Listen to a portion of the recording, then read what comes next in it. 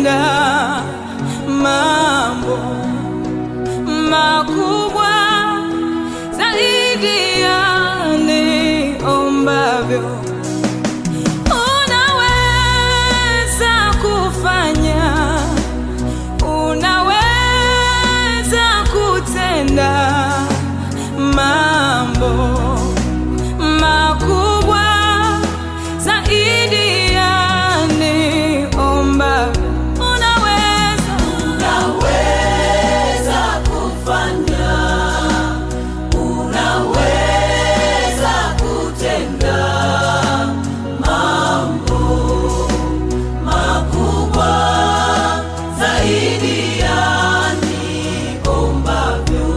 Bwana, unaweza kufanya, unaweza kutenda mambo makubwa. Aliinua jina lako kwa maana unastahili. Wakati huu nimesimama kwa ajili ya neno, nitumie jinsi upendavyo.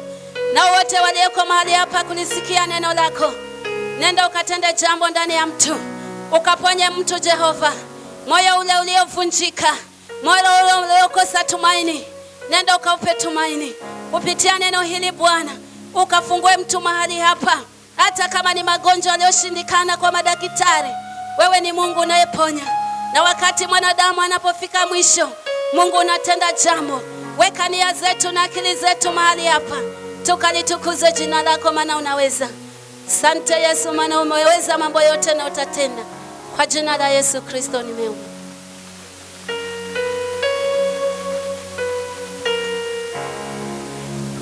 Amen. Bwana Yesu asifiwe.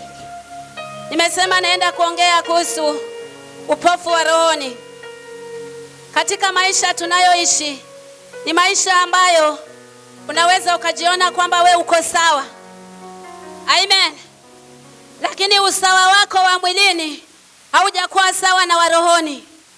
Bwana Yesu asifiwe. Kwa sababu yale ya mwili, ule usawa wa mwili na usawa wa rohoni ni vitu tofauti. Bwana Yesu asifiwe. Unaweza ukawa uko sawa katika roho na ukawa uko vibaya katika mwili, na ukawa uko vizuri katika mwili, lakini katika roho ukawa ni mbaya. Lakini katika vitu hivi vyote, afadhali uwe sawa katika roho. Bwana Yesu asifiwe. Ukiwa sawa katika mwili, basi na roho, Mungu atakuwa upande wako. Bwana Yesu asifiwe. Nasema hivi kwa sababu gani? Kuna watu wengine ambao wanaokoka, yani wewe umeokoka, sasa huwezi ukachangamana na mwingine, huwezi ukaenda. Amen. Mpe mkono mwenzako, mwambie utaenda Christmas. Amesemaje? Wacha Januari tu hajatoa pepo hapa. Huu ndio mwezi wa ndoa kuvunjika, alafu Januari zianze. Amen.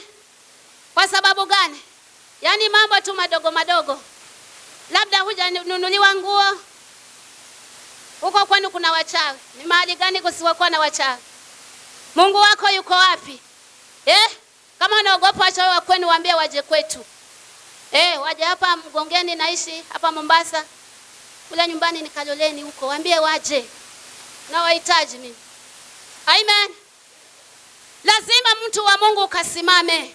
Ukiwa sawa katika mambo ya roho, hata ya mwili utakuwa sawa. Kuna mtu mmoja kule nyumbani, ni jirani kule, lakini si jirani vile. Huo ni mfano ambao nataka kukwambia. Kama uko sawa kwa mwili, lazima uwe sawa kwa roho, ili wakati roho akishuka awe yuko sawa na wewe, na wakati ya mambo ya rohoni na uwe sawa. Amen. Yule mwanamume alikuwa ni mwanamume huyu. Sasa ikawa kule mtaani ukifa mtu, amen, anaenda nunua gazeti. Wakati wa gazeti ni ile Nation ile. Amen. Sile lina makaratasi mengi yenyewe. Sijui sahi kuna magazeti kweli, maana sikifu. Amen. Sina makaratasi mengi yenyewe. Sasa akienda pale mazishini, anawagawanyia, kila mtu anampa pepa wasome. Ujue pale kuna kuchimba kaburi, hata kama ni mchango si lazima utatoa. Amen. Si mmetangaziwa ufariji hapa, lakini watakao fariji ni wangapi? Labda ni wawili ama watu wasifariji kabisa. Wewe unajua hiyo uko sawa wewe, kwa sababu kilichompata mwingine hata wewe hatujaomba kikupata, lakini si ni lazima. Ama ni nani mwanzo ameokoka? Sisi sote tumeokoka. Hatuwezi kwenda mbinguni na huu mwili huu wetu, lazima tufe. Lakini nikakwambia mama fulani ama mzee fulani leo utaenda kunishtaki, lakini si ni kweli? Si lazima utakufa. Yule mzee anawaganyia watu makaratasi ya gazeti wasome, kumbe mtaa unaangalia. Kule kwetu ni lalo linakulola. Bwana Yesu asifiwe. Siku moja akaja akafa. Watu wakaenda kununua magazeti, wakagawanya matanga yote, wameketi wanasoma gazeti. Kaburi inahitaji kuchimbwa, watu wanahitaji mchango ili azikwe, lakini kila mmoja ameenda kweli kwa hiyo matanga, lakini uko busy kusoma gazeti. Atajizika. Kila mmoja twendani huko kwa hiyo mzaa kusoma magazeti. Hata kama huna pesa hukununua, utakuja gawanyiwa kama yeye alivyokuwa akigawanya. Wewe uko sawa upande gani? Wa mwili ama wa roho? Hebu nongonezea mwenzako kidogo. Tunaenda kusoma neno. Uko sawa kivipi? Kama uko sawa kwa mwili, ni lazima roho pia iambatane na huo mwili, maana hiyo roho imebeba. Amen. Unajua Wakristo wa leo tunajifanya watakatifu kiwango cha kwamba hata ukaambiwa neno la kwamba matangani usiende kama watachinja nini, hizo ni mambo zao, lakini mazishi si ni lazima. Wewe tutakuja kuomba ama turuke kama hivi tulivyoruka, jeneza linunuliwe.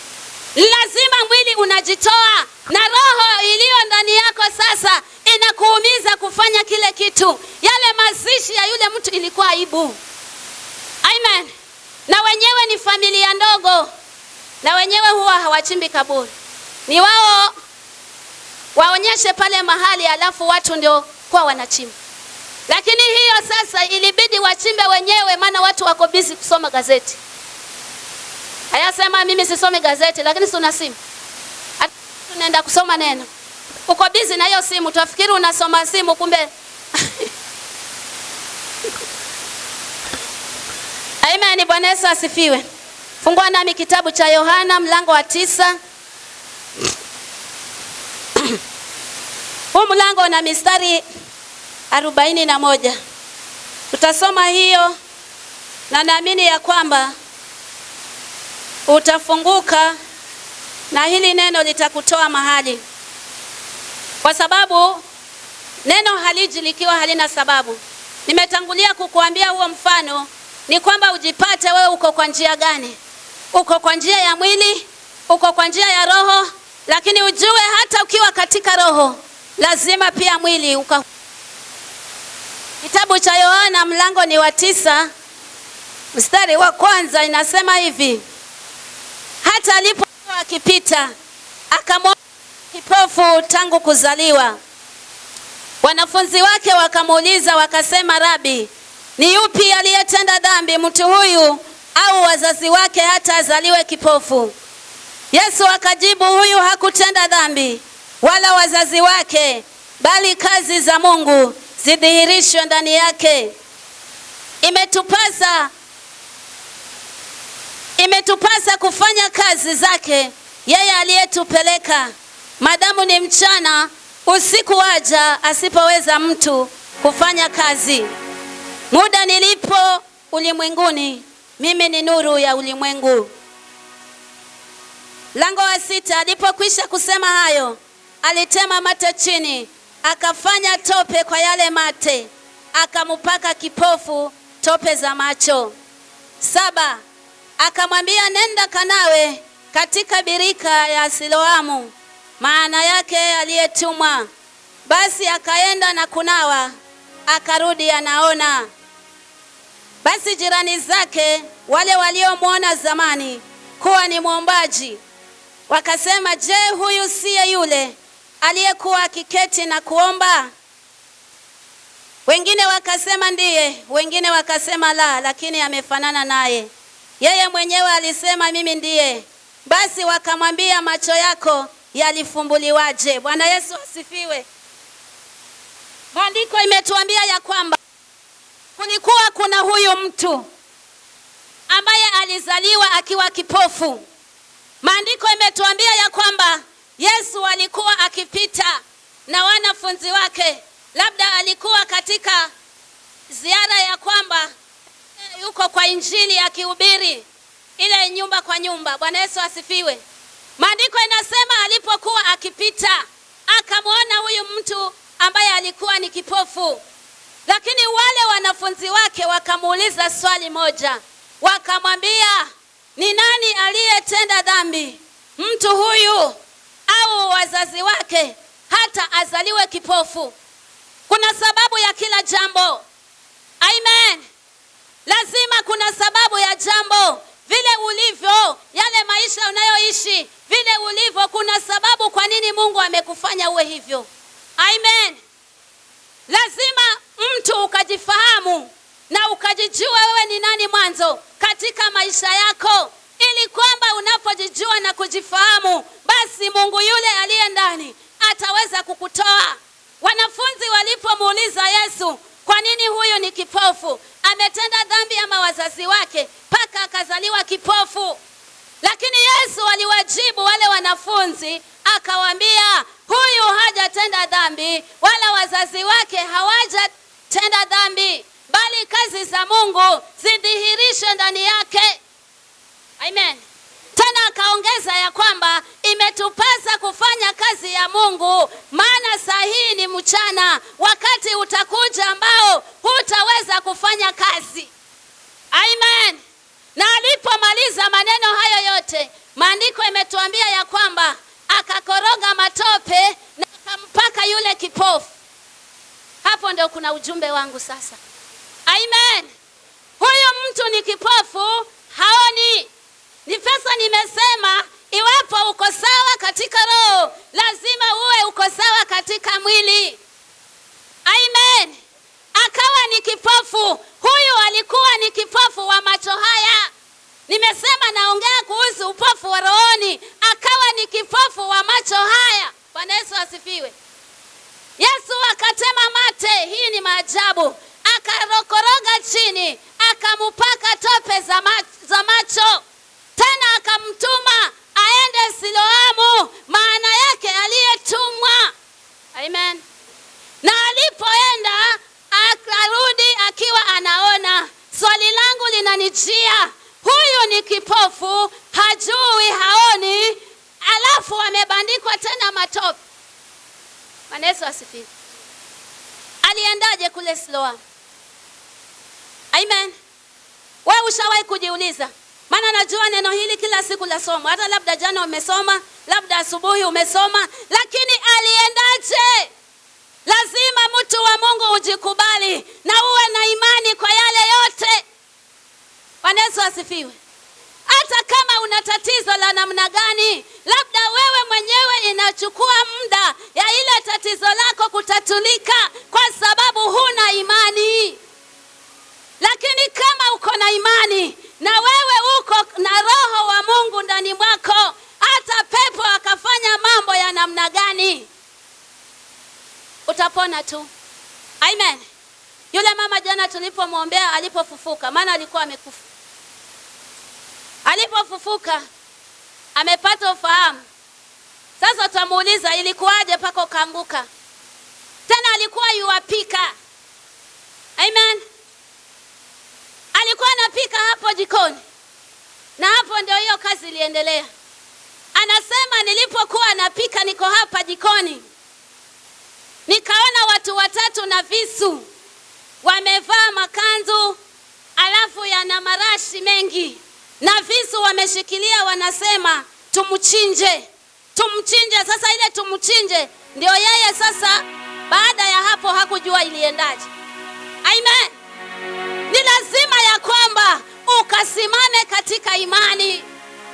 Maana alipofufuka na atakuwa mzima. Mungu alisema ni kwa sababu ya wokovu ulio ndani yake, lakini leo alikuwa ni awe ameamuka mauti. Kwa sababu gani? Leo kule kulikuwa kuna hiyo ibada, wao wenyewe waliomba, maana kule huwa hawafundishi hizo. Afadhali hapa mara nyingi tunavunja madhabahu, si ndio hivyo? Lakini kule waliomba katika semina hii. Siku hii ya leo ni ya kuvunja madhabahu. Hasa yule mama katika hii wiki yote amekuwa kwa kuvunja madhabahu. Sasa wenye madhabahu wakakasirika, wanataka kumua ili leo asivunje madhabahu. Wapi wewe? Ulize mwenzako waombaje. Unaomba vipi? Wokovu wako si wa mchungaji, si wa watoto wako, ni wa kwako. Kwa hivyo kama umesimama katika imani, nimwambia shetani na umechelewa. Amen. Si leo atayavunja hayo madhabahu, hata kama alitaka kumuua jana. Lakini Mungu akamfanya awe hai. Afadhali tulijua, maana tukatupwa tunajua. Kumbe wiki nzima amekuwa kwa maombi avunje madhabahu ya pale ameolewa. Amen. Wewe wavunjwa madhabahu. Bwana Yesu asifiwe. Yule mtu kipofu akaambiwa nenda Siloamu, na alipochukua hatua ya kuenda, akaenda akanawa yale matope ambayo amepakwa uchafu. Yaani hayo matope yenyewe tayari ni uchafu, alafu ni mate. Na huyu Yesu na anashangaza, haya ni mate gani ya kukoroga? Amen. Yaani hapo kuna maswali mengi itaka uelewe. Haya ni mate gani ya kukoroga mpaka udongo we matope upakwe macho? Sasa yeye ni kipofu na ameongeza, nasema hivi mtu wa Mungu, kuna upofu wa rohoni hata sasa, kwa sababu yale unayofanya, kile unachokifanya si kile Mungu anataka. Amen. Alafu unakuja, Yesu asifiwe, unakuja unaomba, unakuja unasema Yesu ni Bwana, lakini mwenendo wako na vile ulivyo ni tofauti. Amen. Yule kipofu alichukua imani. Mimi naona ya kwamba alikuwa na imani. Amen. Akachukua ile imani mwanzo, akajua ya kwamba hata kama nitakuwa sioni, nitashika miti, nitashika nini, bora nifike ili nikanawe. Lakini kwa sababu yuko na ile imani, ile roho wa Mungu aliye ndani yake lazima amuongoze. Amen. Taka kuongozwa na roho, usiongozwe na mwili. Bwana Yesu asifiwe. Amen. Niwaambia siku moja nilikuwa naenda Christmas, wakati kama huu. Lakini hiyo ilikuwa Christmas kama kesho. Nikapakia mizigo ile kwa basi. Yesu najua sija Kaloleni. Nilipoingia kuketi nikaambiwa nishuke. Ana hii gari itapata ajali. Ingia hiyo ya nyuma. Unajua nimepata kibarua, nimepakia hiyo mizigo, kwenye kuwalipa nimewalipa, lakini huyu Mungu sasa, yule ninayemwabudu mimi, yule wa kwambiaje, akanambia nishuke, maana hiyo gari itapata ajali tena mahali fulani. Amen. Nikaambiwa paka pale mahali. Yesu ashuka. Kaambia amepakia. Naambia mimi nimevunja safari, kwa hivyo toeni ile mizigo yangu. Nitukana matusi yote, na ujua hiyo ni asubuhi saa 12 hadi narauka kusudi gari nisipate, maana zikifika saa 5:05 gari za Kaloleni zinapandishwa siku ya 24. Bwana Yesu asifiwe. Na kupandishwa kwake ni 300, basi tunaona gari. Wewe kwetu ni 200, kama kwenu ni mbali twende kwetu. Amen. Bwana Yesu asifiwe. Alinitukana matusi yote. Wengine wamelala na mastresi, sijui nini, wa mama wengine sijui walipia, sijui ni nini. Umekesha wapi? Wewe mama una akili nzima wewe. Bwana Yesu asifiwe. Nyamaza, maana hata angekuja niulize aliyeniambia nishuke ni nani, kwani mimi nitamwambia? Si ni Mungu wangu mwenyewe. Mimi ndo nimekwambia upakie, na mimi ndo nimekwambia ushukishe. Kwa hivyo wewe shukisha. Lakini yule kondakta alitukana. Sikia nikwambie, Si unajua hiyo barabara hiyo ya kwenda huko, huo unaenda Nairobi, huo unaenda wapi? Ukipita pale Bonje pale, ile petrol station hapo hapa katikati hapo. Alafu ukipanda hapo juu pale kuna simama polisi. Askari. Hapo ndio hiyo gari. Amen. Sasa yule conductor akasema neno yote mpaka baadhi ya hao abiria wakasema, si yeye mwenyewe ndiye alikuwa anasafiri na amevunja safari. Kazi shida yako ni nini? Siwa uliyepakia juu. Wewe unangoja aingie ndani uchukue tikiti. Shida yako iko wapi? Nikapata wasaidizi. Lakini yule alitukana. Mpaka mwishowe wale waliokuwa wamepakia na nimewalipa wakashusha chini. Amen. Tena nikawalipa na nikawapimbia wapakie hiyo gari nyingine inafuatia. Amini usiamini, huyu conductor huyu ndiye alikuwa wa kwanza. Yani katika lile gari ilianguka, si watu wote walikufa, lakini ndiye alikuwa wa kwanza kufa. Twafika hapo gari miguu iko juu. Yeye sasa amewaona tu hiyo shati ya kwamba hii ina maana ni ya conductor. Lakini kama hii kichwa alikuwa mfanya chapa. Nimesema unaombaje? Weka imani ndani ya roho, ongozwa na Mungu. Hakuna kitu ambacho hakimshindi Mungu. Unaona hizi huu mwezi na wakati huu maroho zimeamushwa, si barabarani, si uko manyumbani tunaenda, lakini kama uko na Mungu utavishinda. Amen. Ona huyu, wewe ni imani ya namna gani? Yani wewe ni kipofu tayari huoni, umebandikwa matope, alafu umetumwa unaambiwa uende. Lakini naona kipofu alienda kwa imani, na alipoenda akarudi anaona. Baada ya kuona ilikuwaje? Hebu sikia, tutaenda kuomba sasa hivi. Amen. Yeye akajibu. Sasa anajibu. Mtu yule aitwaye Yesu alifanya tope, akanipaka macho, akaniambia, nenda Siloamu ukanawe. Basi nikaenda na kunawa, nikapata kuona. Bwana Yesu asifiwe. Unajua sasa kwa nini amejibu hilo neno? Baada ya kwamba ameenda Siloamu na ameenda ameoga, ametakata na macho yake yamefunguliwa. Yule mtu sasa, watu majirani zake pale waliomjua yule ni kipofu, wanaenda wakimsaidia, wanaenda wakitoa shilingi, wanaenda wakifanya, lakini hawakuweza kumsababisha kwamba aone. Walimsaidia wakimwacha pale pale. Amen.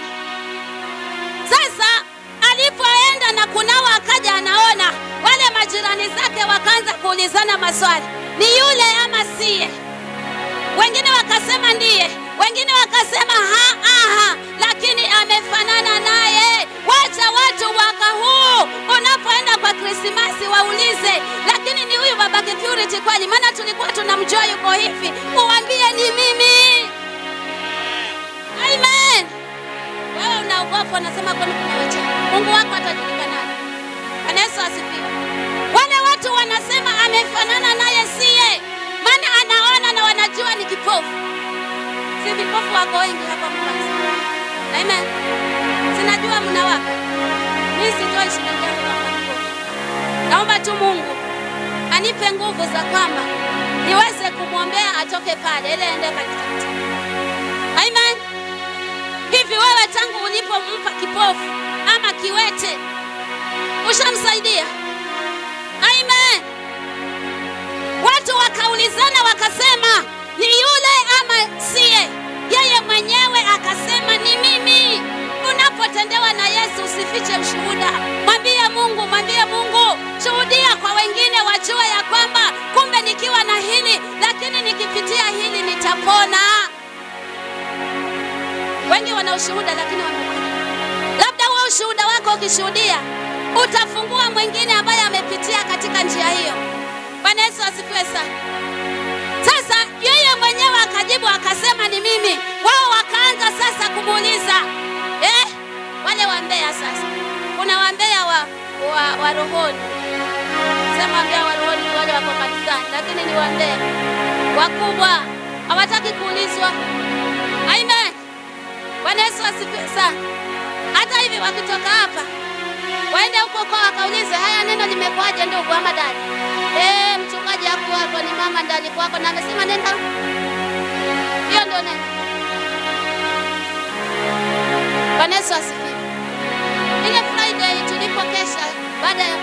tulipoanza maombi kule Mabanyuni, kwa usiku Mungu alinena watu wa kule wamepokonywa neno, hawana neno, wako na maneno. Kwa hivyo wamrudie Mungu, neno lirudi ndani ya maisha yao. Amen. Taka neno si maneno, tangu uongee, tangu useme, wewe umefanikiwa kwa njia yote. Bwana Yesu asifiwe. Huyu mtu akasema ni mimi, macho yako yaliache.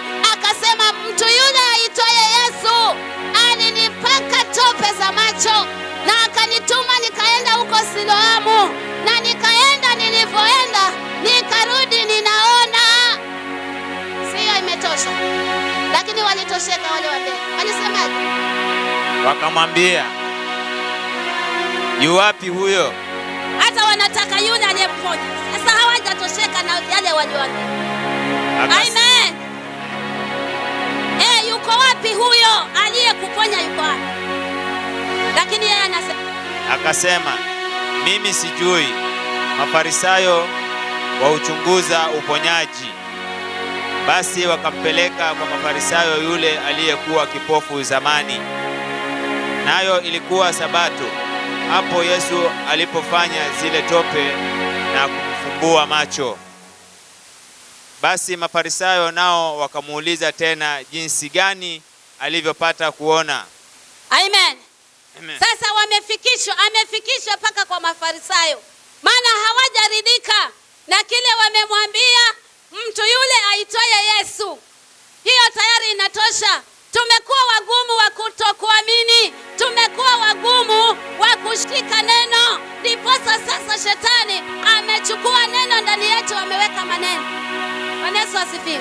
Ndiposa kumwona Mungu kwetu hakumo. Unaombewa Januari mpaka Disemba, lakini bado tatizo ni lile lile. Kwa sababu gani? Kwa sababu ya neno limechukuliwa, akapelekwa kwa Mafarisayo. Mafarisayo ni watu ambao wamesomea dini. Amen. Wanajua kabisa ndani na nje, lakini kikwao wao kimwili si kwamba kinaweza kikawasaidia wengine. Bwana Yesu asifiwe. Wakampeleka huko nako ili kwamba wakachukue uthibitisho, yani mtu amejieleza maelezo kamili, lakini sasa hajasikia hii. Bwana Yesu asifiwe. Kuna bishop maisha hivi, wakati tulipokuwa bado tuko huko, kulikuwa na crusade huko kwa sisi ngapi. Bwana Yesu asifiwe. Naanza kusahau kidogo. Sasa kwa sababu huduma yake ni ya kuombea viwete, na Mungu hiyo ndio aliyomwitia, na watu wanaombewa kweli na wanafunguka. Amen. Akapeleka kwao, lakini natimia neno, nabii hana heshima kwa. Akatangaza vipofu waleteni kwa huo mkutano wa Injili, amebandika huko. Basi vipofu wengi wakaenda. Amen.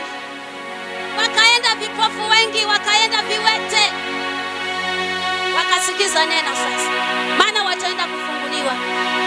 Lakini Mungu alitembea vya maajabu. Vipofu waliona, viwete walitembea, lakini kukawa na kipofu mmoja ambaye anasema kwamba sisi hatukwenda kwa hiyo njia, lakini akaja akashuhudia mshuhuda. Yule kipofu akawa anasema sasa, si wamepigishwa mlolongo hivyo mbele, kama hivi nikimaliza kuhubiri tambia waje mbele tuombe. Sasa akaanza kuomba, watu wakafunguliwa. Ambaye alikuwa Mungu hajafikia wakati wake hakufunguliwa.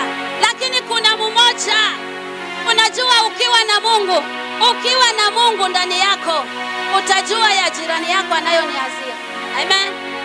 Hata sasa najua wewe unaniwazia nini. Nipenda nitakwambia, sikupenda basi, lakini najua hayo baba Kengada ananiambia hivyo. Amen. Sasa akapata kuna kimoja anasema mimi sasa nikifikiwa mimi niwekewe mkono nione yule aliyechukua shamba la baba yangu, nenda kumkata na panga. Kumbe Mungu ana sababu wewe umezaliwa kipofu. Mungu ana sababu uwe hivyo ulivyo. Una mguu maana utakuwa mwizi alafu ukimbie. Amen. Yani moyoni mwake yule kipofu anasema, yani ni haya macho yangu nikiona yule aliyechukua shamba la baba yangu naenda kumukata panga. Anasema yule mtu wenzake walifunguliwa lakini yeye alibaki kuwa kipofu. Kumbe kuna sababu. Amen. Ukiona Mungu amekuponya katika hali ulionayo, lazima ni maonevu tu ya shetani. Lakini kama ni mpango wa Mungu, rafiki, utakuwa hivyo hivyo. Amen. Alitushuhudia yule mtu alibaki kuwa kipofu. Wenzake walikuwa wanatembea na zile vigari walibeba. Na hiyo kuna mwaka fulani, hiyo ilikuwa ni mwaka gani?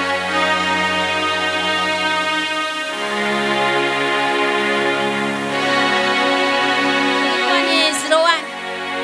Maana kule sisi tulitoka, hii kanisa tulianza 02. Bwana Yesu asifiwe. 01 sasa. Kulikuja Mwarabu mwingine.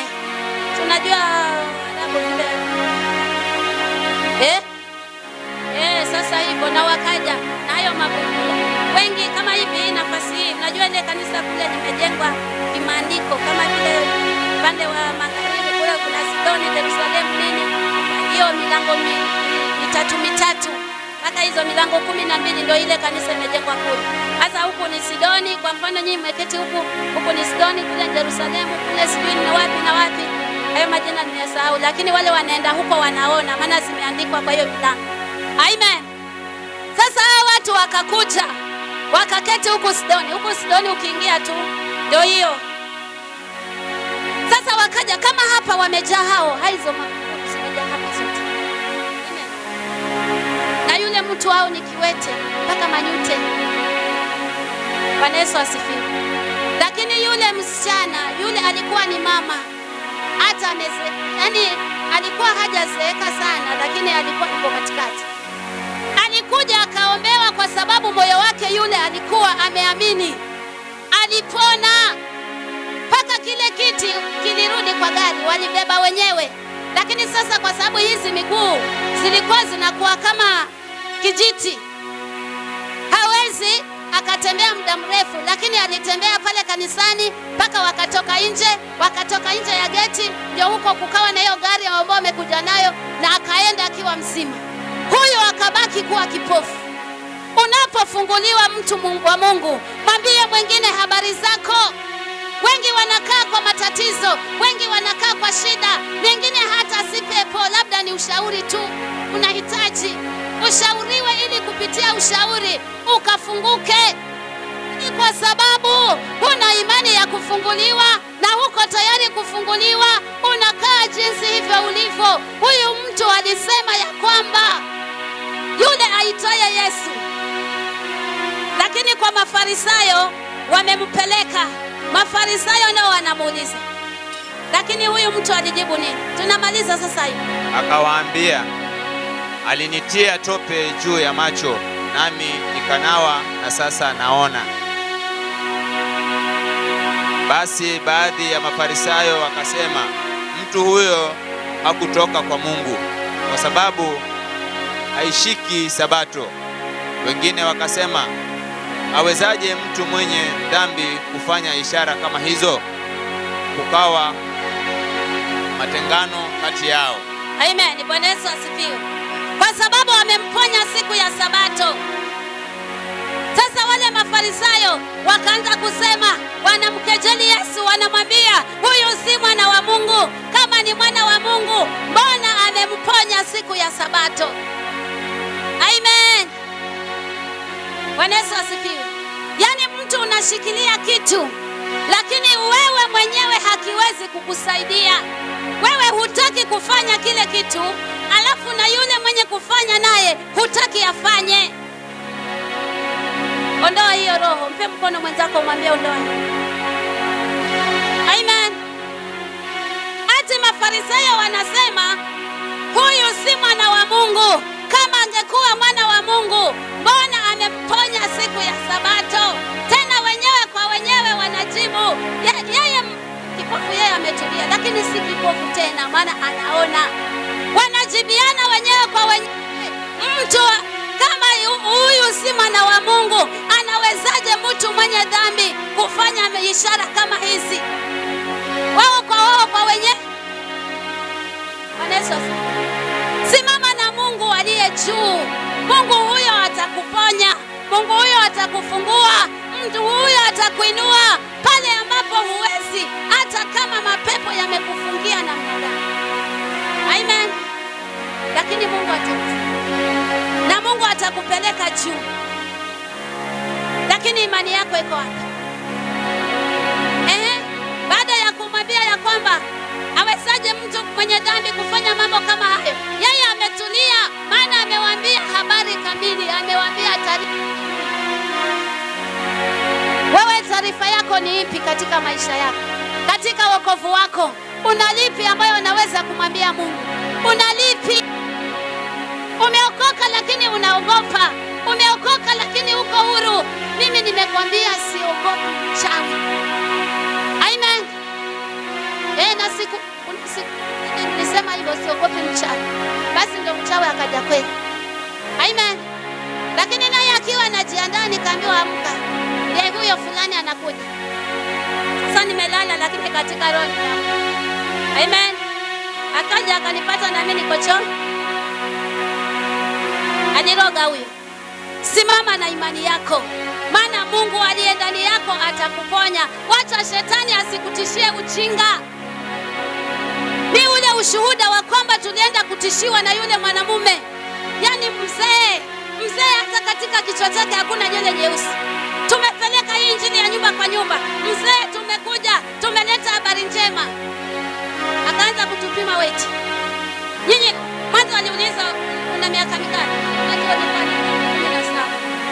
Amen. Kabla na miaka 17 akaniuliza hizo habari njema nilizitoa wapi ambayo yeye hajazisikia. Nyinyi wao ni uzima. Mwambie mwenzako ni uzima. Alitupima hivi. Sisi tulisema tumekuja na habari njema. Nasi tulikuwa tukiingia boma la fulani kama ni kijana mmoja tunashuhudia pale mpaka watu waokoke. Alafu tukienda boma lingine hivyo. Hiyo ikawa ni yangu. Naambia tumeleta habari njema na hapo yeye hata anaendelea tu.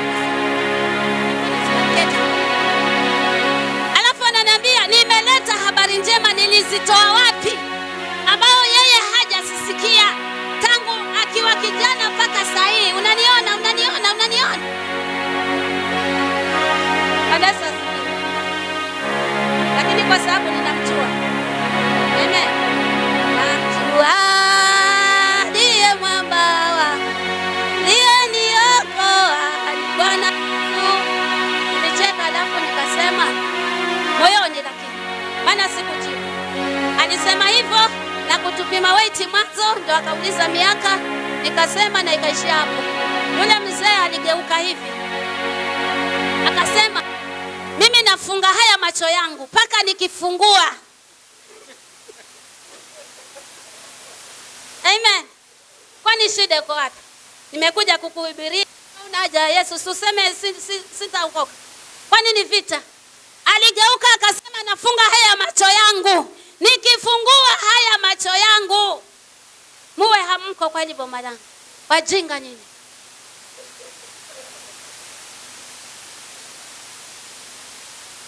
Yesu asifiwe. Kuna kibarua.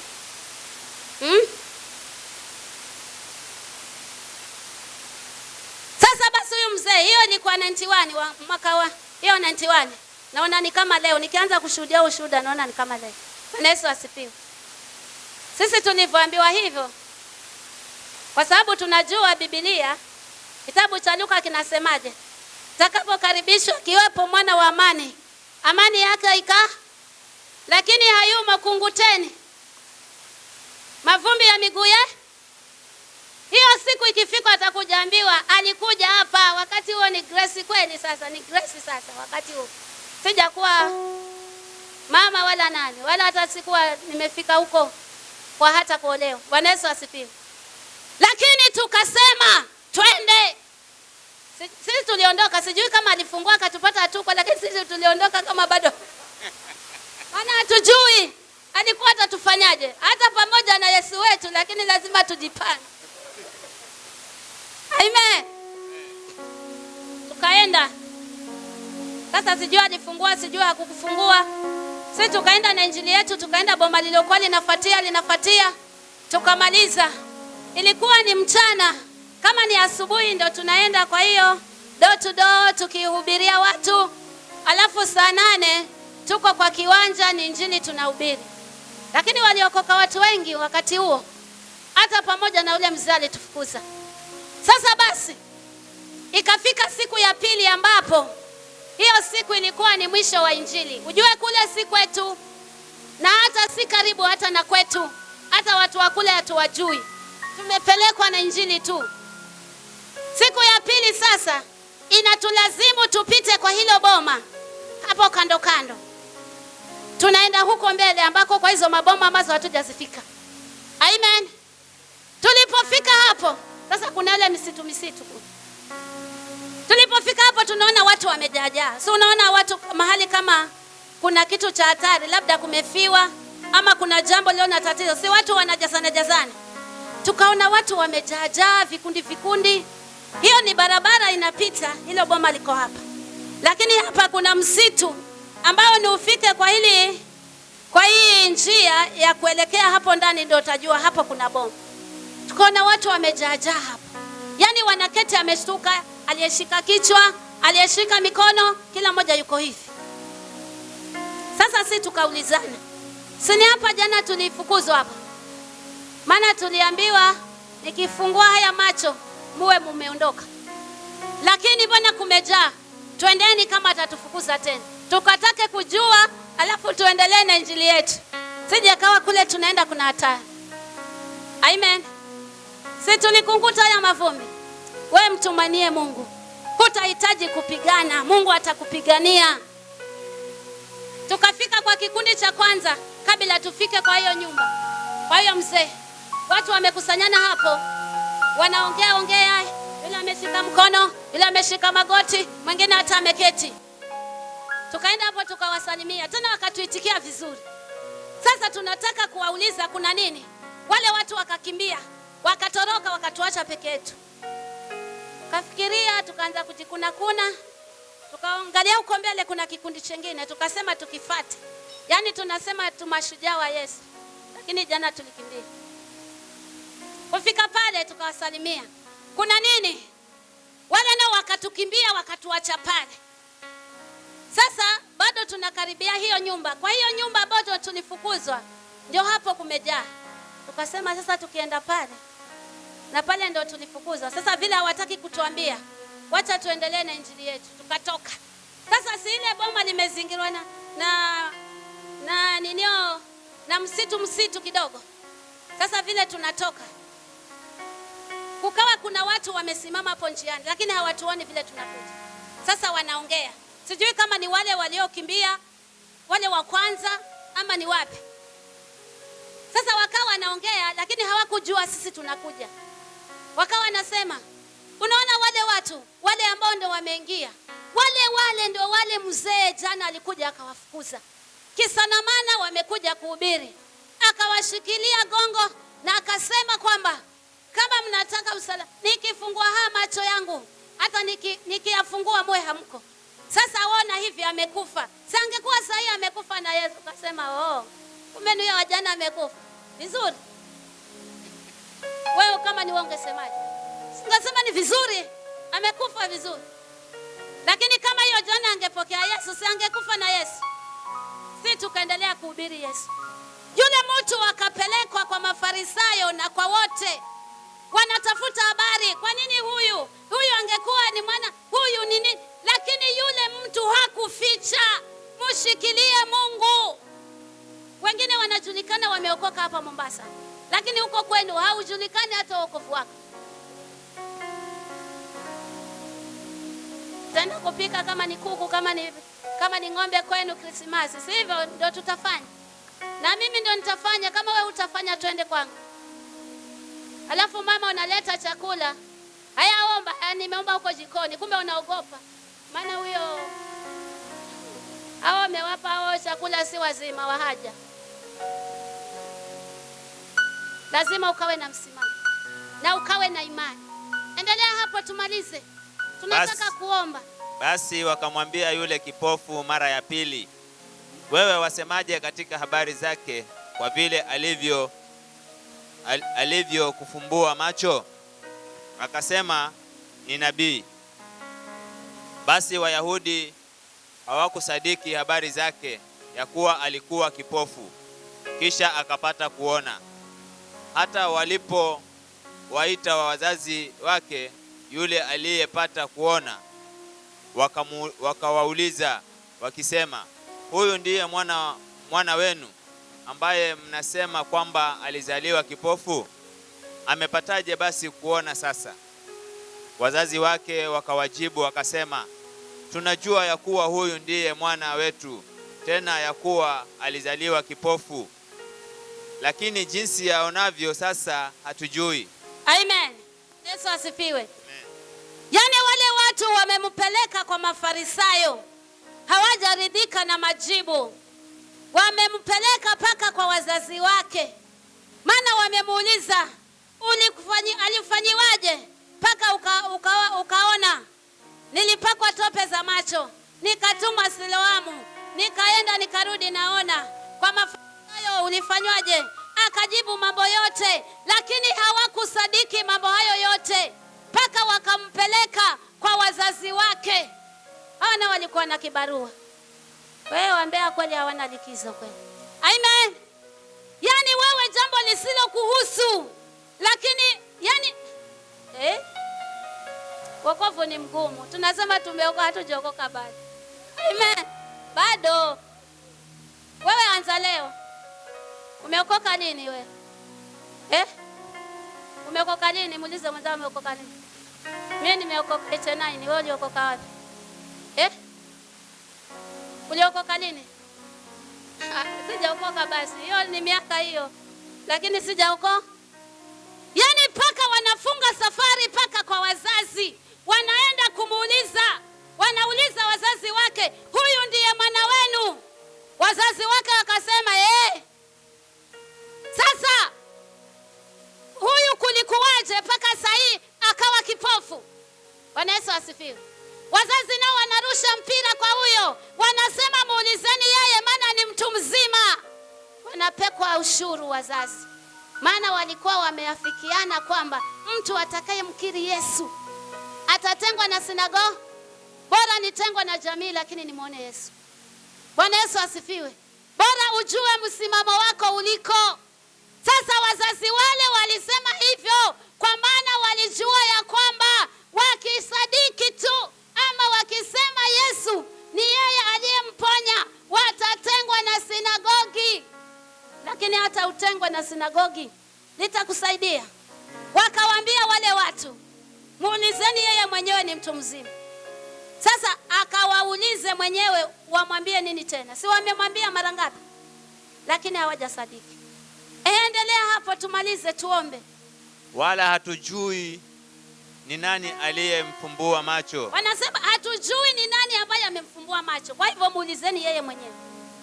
Muulizeni yeye mwenyewe. Yeye ni mtu mzima, atajisemea mwenyewe.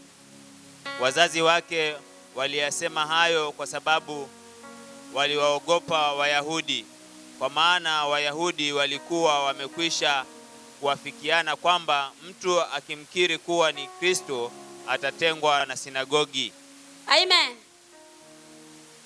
Mtu atakayemkiri Kristo atatengwa na nini? Na sinagogi. Nataka nikwambie hivi mtu wa Mungu. Unajua kuna watu wameokoka lakini hawataki kujulikana wameokoka. Amen.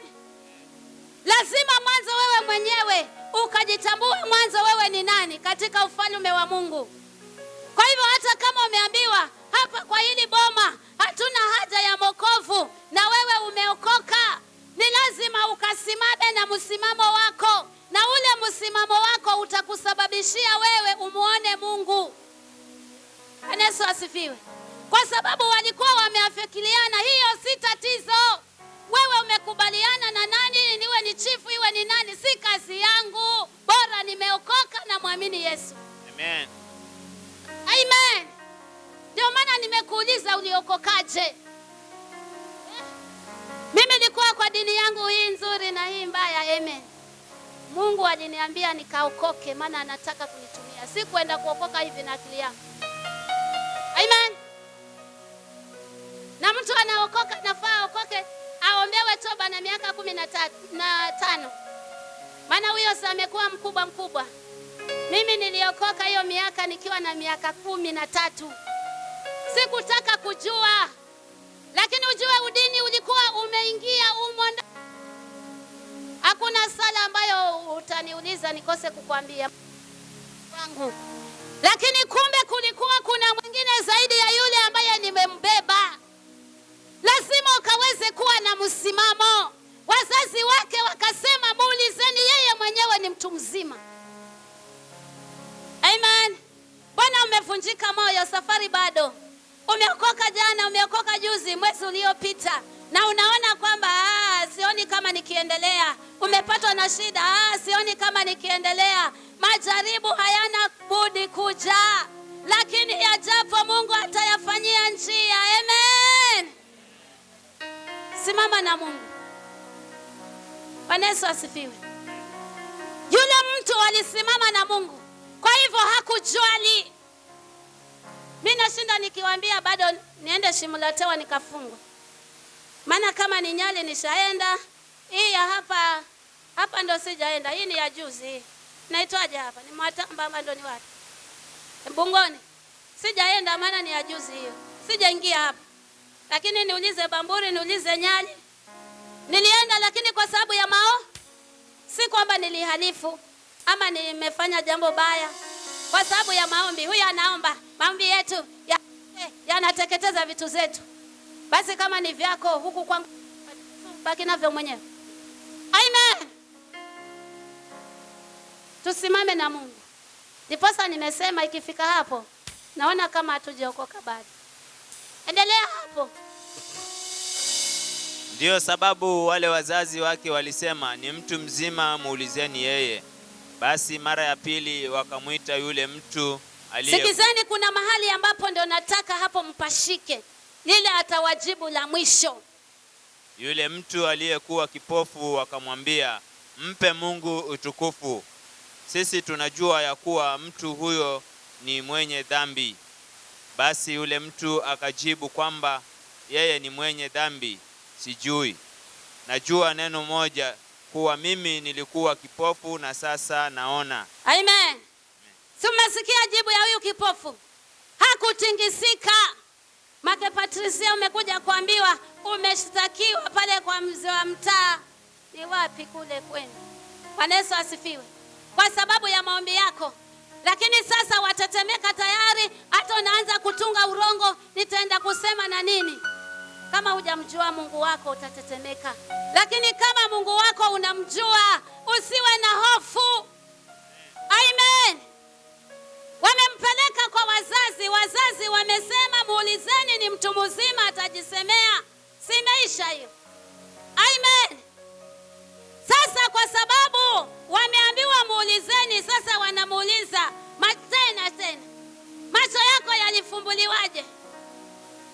Amen. Sasa lile la mwisho wanamwambia mpe Mungu utukufu, maana tunajua yeye ni mwenye dhambi. Gana kuhusu Lakini yule mtu akasema, kipofu akasema kwamba ni mwenye dhambi, sijui. Najua neno moja kwamba nilikuwa kipofu na sasa naona. Haleluya. Kwa usitoe yote sana katika moyo wako. Labda mchawi wako anataka ujilete ndio akakupate njia ya kukuroga nayo. Mwambie kidogo, alafu akienda kikurogo je umfungulie yote. Amen. Alisema sijui. Maana kama ni kushukuru, kama ni kumutolea shukurani, si alikuwa ni mwenyewe. Ilikuwa ni wewe uniambie nikashukuru, uliyetendewa ni wewe. Mwambie mwenzako wewe ndio ulikuwa kipofu, kafunguliwa. Acha kufuatafuata mambo yasiyokuhusu bwana. Fuata yako. Amen. Taka kujua wewe na Mungu wako uko wapi. Kila siku, kila kukisha, tafuta kujua. Jana nilikuwa hivi, leo niko vipi? Kama wiki hii nimefunga mara 2, mara 3, je, wiki inayofuatia nitafunga mara ngapi? Si utake kujua ya mwingine, huyo fulani tena anafunga, yule hayo yako ni nani atayasema? Amen.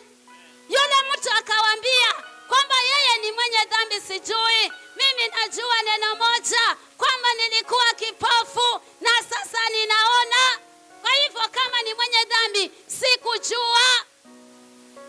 Na hata kama wewe ulikuwa ni mzuri, maana yule ndiye mwenye dhambi, mbona hukuja ukaniponya? Kwa hivyo kama ni mwenye dhambi sijui, inatakikana wokovu uwe na msimamo. Unapokuwa na msimamo ufuatilie na imani. Hiyo imani ukiwa nayo utaponywa sasa hivi.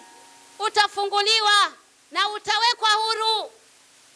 Kama ni mgonjwa, hata labda umekuja hapa hali ngumu, utatoka na utatembea mwenyewe. Bora imani yako. Kuomba tunaomba, mwenye kutenda ni Mungu, si sisi. Sasa shikilia imani yako kwa Mungu. Bwana Yesu asifiwe sana. Lakini ubaya ni kwamba tumechukuliwa neno, hatuna neno, tumejaa maneno, ndiposa Mungu hana nafasi ndani ya mioyo yetu. Maandiko yanasema mahali fulani, muhubiriwe na nani na mtangaziwe na nani? Enyi wenye imani haba, hata muamini. Maana kila siku neno ni lile li. Amen. Mbona kimya? Nitakuja sema Jumapili. Mkisema Jumapili mimi mwambieni mpaka mwaka ujao ndio nitarudi hapa. Kwa hivyo nitakuja pata mapepo ya Januari, yale mlienda kuyabeba kwenu ndio nitakuja pambana nayo. Amen. Lakini ukweli lazima usimame katika imani. Maana neno la Mungu kila siku utahubiriwa, neno ni lile li. Lakini lazima uwe na imani na ushike. Maliza hapo. Hili linanipendeza. Alijibu vizuri. Mimi hata naona tungekamilisha hapo ili tuombe. Basi wakamwambia, alikutendea nini? Wanamuuliza tena alikutendea nini? Maana wamewaambia kama ni mwenye dhambi mimi sijui, najua neno moja, nilikuwa kipofu na sasa naona. Wanamuuliza tena swali lile lile, alikutendea nini? Na yeye akawajibu nini? Alikufumbua macho jinsi gani? Akawajibu, nimekwisha kuwaambia wala hamkusikia. Mbona mnataka kusikia tena? Ninyi nanyi mnataka kuwa wanafunzi wake? Bwana Yesu asifiwe. Amen. Aliwajibu vizuri sana. Maana amewaambia, wakaenda, akarudi wakamuuliza tena, akawaambia, nimekwisha kuwaambia na hamkusikia. Kwani nyinyi mnataka kuwa wanafunzi wake? Bwana Yesu asifiwe. Ama mnataka kuokoka? Maana umemwambia mtu ya kwamba unapookoka, unapotoka kwa hili waenda kwa hili, alafu anakuuliza swali. Amen. Wanamwambia ya kwamba nimekwisha kuwaambia wala hamkusikia. Kwani nyinyi mnataka kuwa wanafunzi wake? Walijibuje hao watu? Basi wakamshutumu wakasema, wewe umwanafunzi wake yule, sisi tu wanafunzi wa Musa. Hakuna shida. Kwani kwa wanafunzi wa Yesu na wao ni wanafunzi wa Musa, utamuongezea nini hapo? Maliza hapo. Sisi tunajua ya kuwa Mungu alisema na Musa, bali yule hatujui atokako. Yule mtu akajibu akawaambia, hii ni ajabu kwamba ninyi hamjui atokako, naye alinifumbua macho. Twajua ya kuwa Mungu hawasikii wenye dhambi, bali mtu akiwa ni mcha Mungu na kuyafanya mapenzi yake humsikia huyo. Tokea hapo haijasikiwa ya kuwa mtu ameyafumbua macho ya kipofu ambaye alizaliwa hali hiyo. Kama huyo asingalitoka kwa Mungu, asingeweza kutenda neno lolote. Wakajibu wakamwambia, ama wewe ulizaliwa katika dhambi tupu, nawe unatufundisha? Wakamtoa nje, pofu wa kiroho. Yesu akasikia kwamba wamemtoa nje, naye alipomwona alisema, wewe wamwamini mwana wa Mungu? Naye akajibu akasema, ni nani nipate kuamini? Ni nani Bwana nipate kuamini? Bwana Yesu asifiwe. Amen. Wanamwambia ya kwamba wamegeuza maneno sana. Shetani siku zote lazima uko na majibu. Amen. Amewaeleza yote, wanasema ya kwamba basi kama ni hivyo, wewe ni mwanafunzi wa huyo na sisi tu wanafunzi wa Musa. Sasa hayo yanaje hapa? Amen. Unajua siku zote kama hutakuwa na neno, shetani anaweza akakuingiza kwa mtego. Amen. Yule alibaki kuwa na msimamo wake, ule aliyosema kwamba kama ni mwenye dhambi sijui, najua neno moja kwamba nilikuwa kipofu na sasa naona. Sasa kasimame na msimamo wako, ndugu dada, mama uliye mahali hapa. Hata tunapoenda kuomba, mwambie Mungu, nimekuja leo, ninahitaji kufunguliwa. Haijalishi nimefungwa kwa kifungo gani, haijalishi nimekuwa vipi, nahitaji nikuone, uone kama Mungu atakusaidia. Sasa walipomaliza kuongea maneno hayo, wakamtupa nje. Wamemwambia, wewe basi ni mwanafunzi wake, sisi tu wanafunzi wa Musa. Haya tunajua. Wanaregeshea, wanarudia hayo maneno. Lakini yeye sasa, Yesu akapata ufahamu. Lazima mbingu zikasikie wakati unaposimama, wakati unapoudhiwa, wakati unapoonewa na unapopiga magoti kuomba, Mungu anasikia kutoka mbinguni.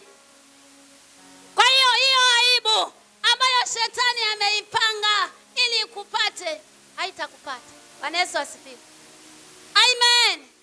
Ninasema hivi, mtu wa Mungu, lazima ukawe na msimamo wa imani yako, na uwe na wokovu wa roho, na uwe na wokovu wa mwili. Bwana Yesu asifiwe.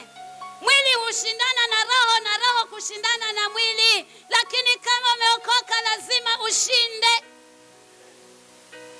Amen. Lakini kinachotutatiza ni kwamba wewe hujulikani ni mwokovu, wala hujulikani kama hujaokoka. Yaani uko hapo hapo. Amen. Na huyo mwimbaji aliimba akasema, hili neno la Mungu linatangazwa kila mahali. Ukifungua redio utasikia neno la Mungu linahubiriwa. Si tuna ma-TV huko, hata kama kwa simu yako, si utasikia linahubiriwa. Lakini kushika si ni wewe mwenyewe. Lazima ushike neno, na unaposhika neno litakufungua. Sasa inaposhika lile neno, utafunguka. Ule upofu ambao uko katika roho, umeomba na hujaona mafanikio, huo ni upofu. Umeombewa kazi na hujaona kazi, huo ni upofu. Amen. Lakini ukimjua Mungu wako, atakufungua. Bwana Yesu asifiwe. Si Mungu awabariki. Amjua aliye mwamba wangu, ndiye niokoa. Bwana Yesu namjua. Yesu. Kama wewe ni mgonjwa, wewe ndugu umesema ni mgonjwa, njoo hapa mstari wa mbele. Na kama kuna mwingine ni mgonjwa, uwe mstari wa kwanza. Ili tunapoomba tunaomba moja kwa moja. Nimewaambia mimi nikimaliza kuomba naenda nyumbani. Kwa hivyo sitaki ilikuwa nikaota mwaka ujao. Amen. Baba, katika jina la Yesu Kristo, nashukuru na kutukuza maana umenitia nguvu. Neno lako ndio hilo nimelinena. Tunapoenda kuomba, shuka kwa mkono wako leo na nguvu. Na usimame uponye watu wako Bwana. magonjwa ibilisi aliyowabandika yakaweze kushindwa katika jina la Yesu Kristo. Namjua aliye mwamba wangu, ndiye niokoa, ni Bwana Yesu. Namjua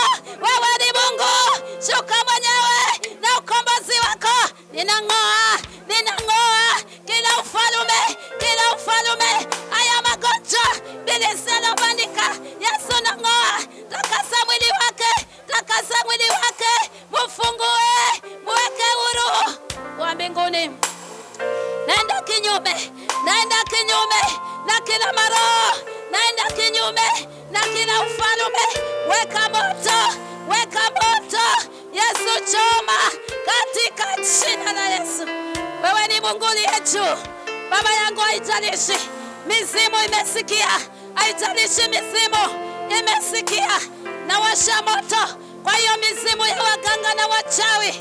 Mungu wa mbinguni, namfungua ile mitego yote ambayo wametegeshea, hizo maroho ambazo wamemtegeshea naweka moto, naweka moto, naweka moto, naweka moto. Achilieni, achilieni, achilieni, achilieni.